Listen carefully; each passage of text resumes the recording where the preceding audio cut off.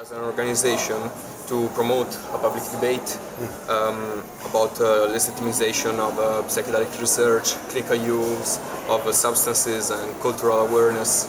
We consider your campaign you led in Colorado an inspiring achievement that we would like to take as an example.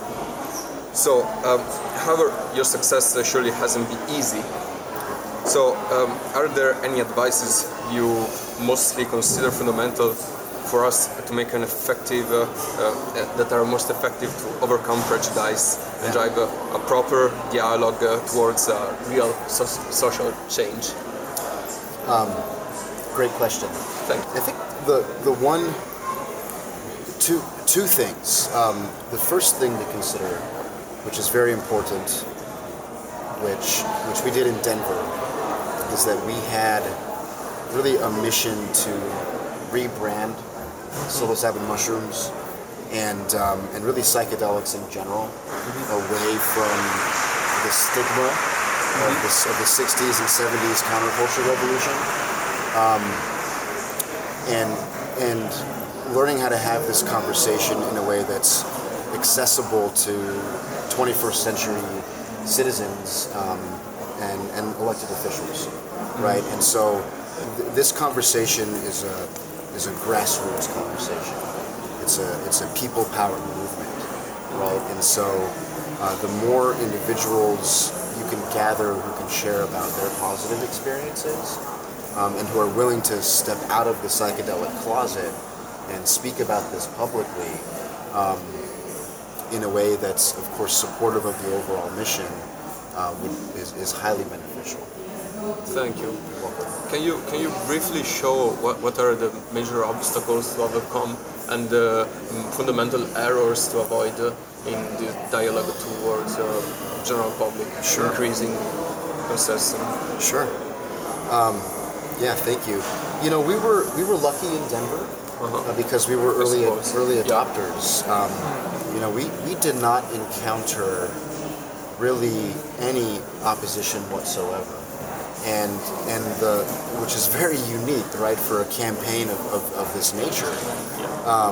And it's the kind of thing where there was one outspoken critic who did get some airtime on local news networks, and it's very clear that he hadn't actually done the research.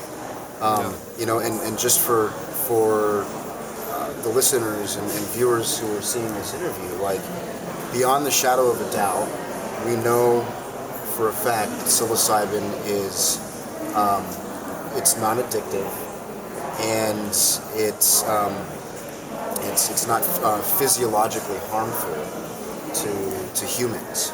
And so right there, well, so there's that piece of it, and then right there, if you include the medical potential, there's no reason for it to be scheduled as a Schedule A, like in the EU, or a Schedule 1 substance, like in the States.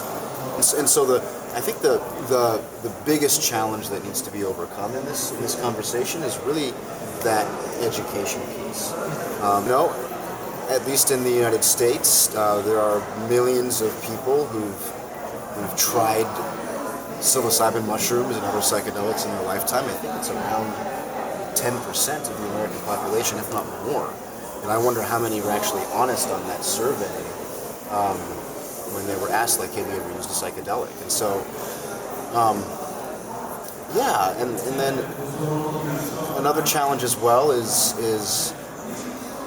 if you're speaking in terms of a campaign, you know, identifying where the funding for a measure is going to come from. And so that involves really, you know, creating really good relationships with clinicians and doctors and researchers, and then also reaching out into your local community to discover if there are any, you know, philanthropic individuals who are passionate about this as well.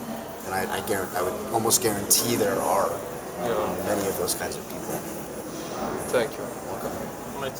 Okay, what do you think about the risks of psychedelics will become a merge of consumption or fully absorbed in a medical system, leading to a banalization of the full potential of insights and experiences?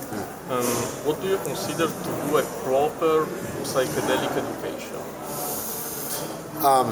proper psychedelic education. Yeah, to avoid these kinds of risks. Yeah, well, so first and foremost, we firmly believe that if anybody is considering a legislative measure, decriminalization across the board is a necessary foundation.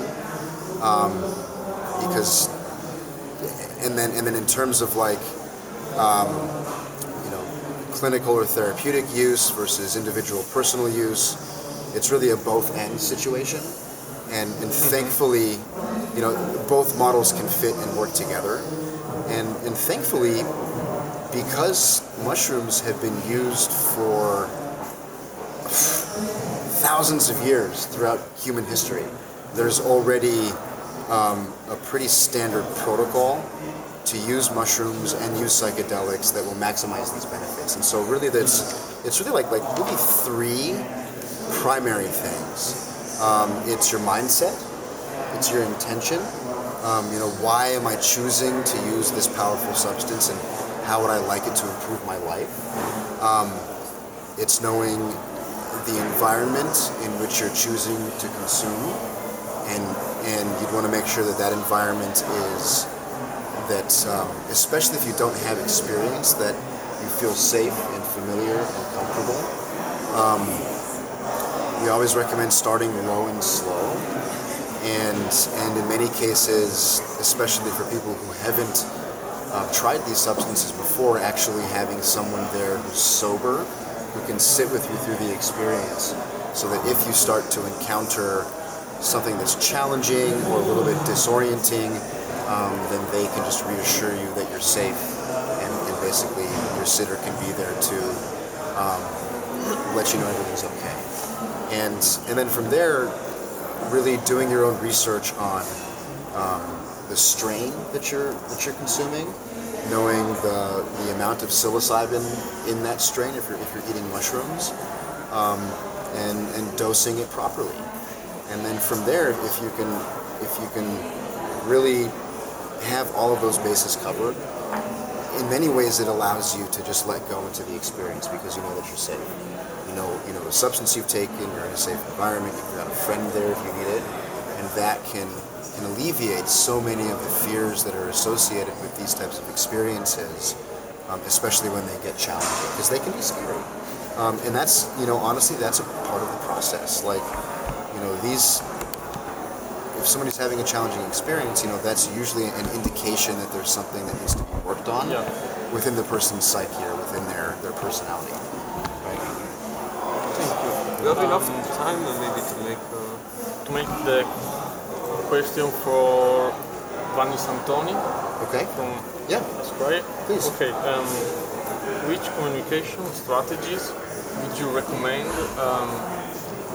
when living and working in a really prohibitionism, like in a state with a strong prohibitionism?